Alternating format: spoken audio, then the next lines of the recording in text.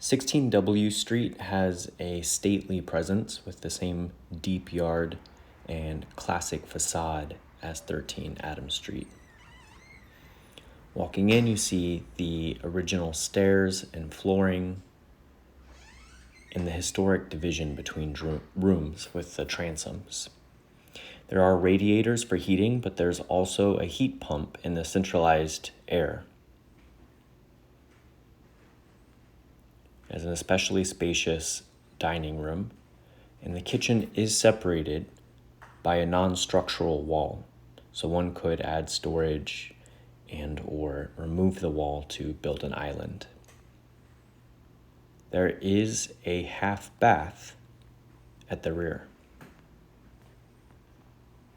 with a window overlooking the yard.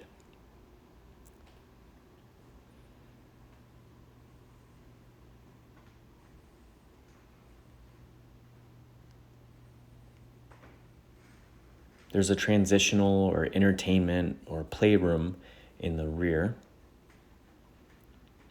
and a rather large deck that I'll get to shortly.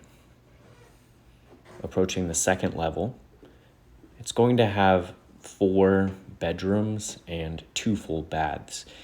It's staged with the primary in the front, but I really envision it in the back, with this sort of space being a large closet dressing room, and it has a full bath, which admittedly is not especially spacious with that stand-up shower, but there is a bath elsewhere. If you did do this master suite setup, you could use this bright room as a bedroom, if that's your preference, or make it kind of an office space and use the area that does not get as much light as a bedroom, which for my taste personally would be better for sleeping. Moving toward the front of the home, you have that larger bathroom. It has a bathtub and a skylight, in addition to its mechanical ventilation. Otherwise, you could keep this front bedroom as the primary. Unlike the listing on Adams Street, it does have closets along a full wall in the bedroom, as well as an additional closet above the stairs. Speaking of which, much like the other home, this has stair-like or ladder-like stairs to get to the attic. The attic isn't marketed as a selling point per se, but it would be great for storage. And you can see that the HVAC is newer.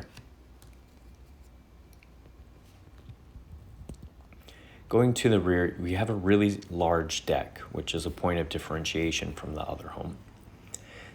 Walking out here, I see a few different value opportunities. For example, the sunroom is not built out entirely like the neighboring house has, and that means you could easily extend it out there to get some square footage.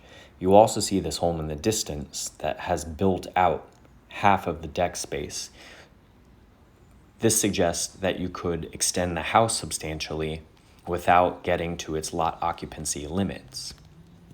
Alternatively, if you didn't want to do that, the 2-car garage could be converted into an accessory dwelling, as a neighbor has done.